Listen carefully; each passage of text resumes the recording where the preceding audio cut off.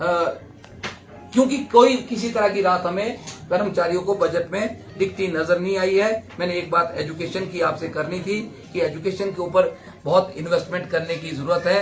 अगर global index की बात करें तो 125 देशों में ग्लोबल हंगरी इंडेक्स में कर्मचारी क्या चाह रहे थे? कर्मचारी क्या चाह रहे थे? पहले अपनी बात करूं फिर आपसे जरूर बात करूंगा। थोड़ा सा मेरे को 2 पॉइंट पे बात करनी है, फिर आपके प्रश्नों के उत्तर भी मैं दूंगा।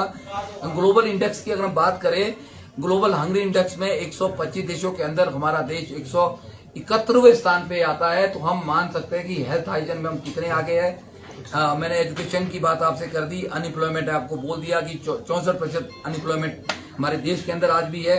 तो कुल मिला के मैं ये कहना चाहूंगा कि हमारे देश के अंदर अभी बहुत कुछ शिक्षा के क्षेत्र में, एम्प्लॉयमेंट के क्षेत्र में करने की आवश्यकता है।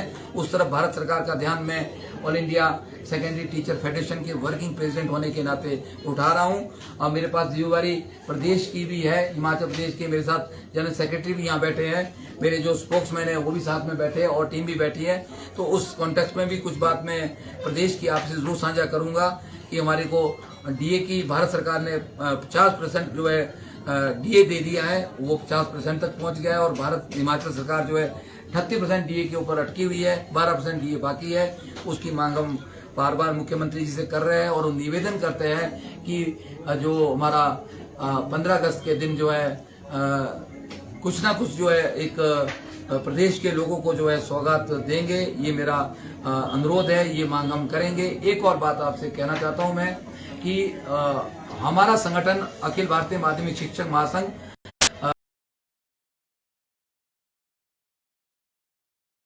में भी मैंने कल शिक्षा मंत्री जी से मिलकर एक आग्रह किया था कि हमारे 3 अटल आदर्श विद्यालय बने और 43-45 करोड़ की लागत से उसका निर्माण हो गया। बहुत इतना बड़ा एक आप सोच भी नहीं सकते कि इतनी luxury education system Himachal Pradesh के अंदर इन 3 स्कूलों में लागू होने वाला है, जो बहुत ही जिसको हम कल्पना भी नहीं कर सकते।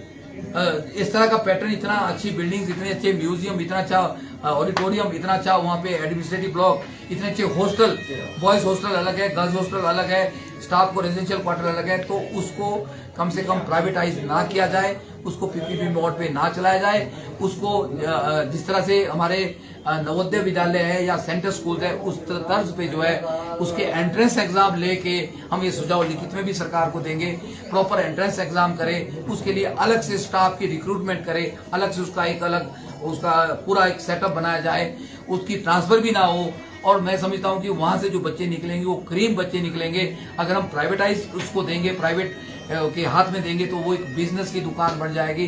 उस इंस्टीट्यूशन में हम ज्यादा कुछ नहीं कर पाएंगे। और वहां भी क्वालिटी की जिसकी हम बात करते थे, एक मौलिक अधिकार, जिस बच्चे के लिए हमारे कॉन्स्टिट्यूशन ने कहा है कि 18 साल तक के बच्चों का जो एक मौलिक अधिकार है, वो अधिकार नहीं रह जाएगा। वो फिर एक बिजनेस की बात हो जाएगी। वहां पे फिर बोलियां चलेगी। वहाँ फीस जिस तरह से आप देख रहे हैं यहाँ पे शिमला में कॉन्वेंट स्कूलों की फीस 1 लाख से ऊपर जा रही है, वहाँ आम आदमी बच्चों को नहीं पढ़ा पाएगा।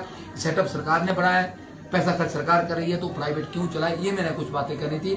अब कुछ आपके प्रश्न है उसको जरूर आऊंगा। अब आपने स्कूलों का जिक्र कर ही दिया, तो जिन स्कूलों में एनरोलमेंट ही नहीं है, बहुत सारे स्कूल ऐसे हिमाचल प्रदेश में, वो तो वहाँ एनरोलमेंट ही नहीं है, क्या उनको उनके ऊपर क्या व्यू पॉइंट है? दूसरा, जहाँ केवल 5 स्टूडेंट है, उसके ऊपर क्या उनका विलय होना चाहिए? क्या उसके लिए क्या मैकेनिज्म है? देखिए, बड़ा साफ सामने माननीय शिक्षा मंत्री जी को भी ये बात 2-3 बार उन्होंने भी इस बात पे जिक्र किया, हमने भी अपना वक्तव्य रखा। हम बिल्कुल इस बात से सहमत है। जिन स्कूलों में बच्चे नहीं है वो स्कूल खोलने, वहाँ पे टीचर बैठाने का कोई औचित्य नहीं है। जिन स्कूल में इनरोलमेंट बहुत कम है, वहाँ भी हम इस बात को मानते हैं कि वहाँ बच्चे को के ऊपर 2 बच्चे के ऊपर 2 टीचर रखने की कोई लॉजिक नहीं है। इस बात से हम सहमत है। पर जहाँ पर बच्चे हैं वहाँ पर पूरा स्टाफ दिया जाए। जहाँ बच्चे हैं 5वीं क्लास में 5 क्लासें होती है तो 5 टीचर वहाँ दिया जाए। एक टीचर से काम नहीं चलेगा।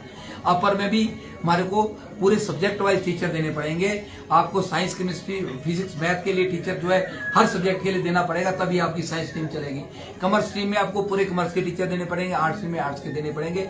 हमें इसी तर्ज पे ये निवेदन कर रहा हूं सरकार से कि हम एक ऐसे मॉडल स्कूल बनाए, स्कूल कम हो पर लेकिन वहाँ पूरी सुविधा हो, पूरा स्टाफ हो, स्टाफ की कमी ना हो, तभी हम जो है आगे बढ़ सकते हैं। कि मैं बिल्कुल सहमत हूं कि जहां बच्चे नहीं है, जहां टीचर्स नहीं है, वहां पे उसको बंद किया जाए। टीचर्स पे किस तरह की आपको लगती है कोई सख्ती भी करनी है रिजल्ट को लेने के लिए, उसके लिए भी हम आपके साथ हैं। हम भी कहते हैं कि काम तो करना पड़ेगा, लेकिन पर प्राइवेटाइजेशन की बात जहां तक आएगी वहां पर शिक्षा के क्षेत्र को प्राइवेटाइज नहीं होने देंगे। दूसरा ये भी सवाल बार बार आता है कि कर्मचारी और शिक्षक अपने बच्चों को कन्वेंट स्कूल में पढ़ाते हैं, तो वो क्यों पहल नहीं कर सकते? क्या आपकी एसोसिएशन इस मामले में कोई सरकार के साथ एक सार्थक चर्चा करेगी? क्योंकि सबसे बड़ा सवाल ये उठता है कि अपने लिए तो कुछ नहीं, अपने लिए कोई नियम नहीं, अपने बच्चे कन्वेंट में हैं और सरकारी में एनरोलमेंट कम हो रही है। देखिए, सरकारी में एनरोलमेंट कम होने के बहुत सारे पैरामीटर्स हैं। उसके ऊपर हमारे शिक्षा सचिव, शिक्षा मंत्री, पूरा विभाग चिंतित है, चिंतन कर रहे हैं। उसमें एक पैरामीटर ये नहीं है कि टीचर अपने बच्चों को नहीं पढ़ा रहे इसलिए एनरोलमेंट कम हो रही है। टीचर्स अपने, हमारे जो स्पोक्समैन का बेटा पढ़ रहा है तो बहुतों के बच्चे पढ़ रहे हैं, ऐसा नहीं है, ऐसा नहीं कह सकते। हमारे साथ जो लोग पढ़े बैठे हैं इनके सबके बच्चे पढ़ रहे हैं। पर लेकिन ये उदाहरण होंगे वो ठीक है, समझना बड़ा इंपॉर्टेंट है कि क्या हम वहाँ मूलभूत सुविधाएं दे पा रहे हैं कि नहीं दे पा रहे। अगर नहीं दे पा रहे तो हम अभिभावक होने के नाते हमारी जिम्मेदारी ये बनती है कि हम बच्चों को बेटर एजुकेशन दे, जहाँ बेटर होगा हम वही भेजेंगे। की बात हो रही है, हर जगह से मांग उठ रही है, और उसको हम थोड़ा सा कम करने की बात कर रहे हैं। दूसरी ट्रांसफर बैन होने की बात साहब, एक ट्रांसफर को लेकर भी सरकार ने ये यहाँ पर निर्णय ले लिया या लेने वाली है कि साल में एक बार ही ट्रांसफर होगी, और उसके साथ ही बात करें पदोन्नति, वो भी एक बार होगी और नियुक्ति भी साल में एक बार होगी। इससे पहले ही मेरे से किसी ने बाइट मांगा था सेक्रेटरीट में आज की, वे इसके बारे में आप क्या कहना है? बिल्कुल अच्छी बात है। ट्रांसफर के लिए एक नियम बनना चाहिए, एक रूल बनना चाहिए, एक क्लियर कट पॉलिसी होनी चाहिए। हम बार बार इसकी हिमाकत करते आए हैं। और उसमें इसमें होता क्या है, जिनके जो मैनेज कर लेते हैं वो अपना जुगाड़ कर लेते हैं, जो बेचारे नहीं कर पाते हैं वो नहीं कर सकते हैं। कई तरह की एक सोशल ऑब्लिगेशन भी टीचर्स के ऊपर है। उसके बूढ़े माँ बाप हो सकते हैं, उसके फैमिली में कोई डिसेबिलिटी हो सकती है, कोई खुद की हो सकती है, कोई और इमरजेंसी हो सकती है घर में, वो भी देखनी है उसको, बच्चे भी पढ़ाने हैं, नौकरी भी करनी है। पर इस बार की अगर मैं बात करूं, एक साल में एक बार हो, सेशन के शुरू में हो, वो बड़ा बढ़िया नियम है, उससे मैं बिल्कुल सहमत हूं और ऐसा होना चाहिए। लेकिन इस बार इस बात को इम्प्लीमेंट करना थोड़ा सा मुझे लगता है तर्कसंगत नहीं है। क्यों नहीं, मैं बताऊं आपको। जनवरी से लेकर अभी जून तक लगातार कोड ऑफ कंडक्ट चला कर रहा है हिमाचल प्रदेश के अंदर, 2 बार लंबा लंबा कोड ऑफ कंडक्ट हो गया। तो और जो समय बीच का था ट्रांसफर के लिए वो नहीं मिला है। और इसके लिए पहले सरकार एक अपना क्लियर कट वो बना ले कि हमने एक ही बार करनी है, क्लियर कट नोटिफिकेशन जारी कर दे, उसमें किस महीने में करनी है, कब से कब करनी है, आवेदन कब आएंगे, वो कैसी होगी, म्यूचुअल आधार पे होगी या किस क्राइटेरिया क्या है, ये सारी चीजें क्लियर हो जाए। और मुझे लगता है आगे के लिए सेटअप बन सकता है। बोलेगी हमने नहीं करनी है, वो फंस जाएंगे, वो इससे ट्रांसफर बैन होने के कारण भी उनको दिक्कत आ जाएगी। तो मैं ये नहीं कहता कि पूरी ट्रांसफर बैन कर दी जाए, पर जहाँ जरूरत है वहाँ मुख्यमंत्री और शिक्षा मंत्री जो है जरूरत के हिसाब से ट्रांसफर करे, और जहाँ नहीं है वहाँ नहीं करनी चाहिए।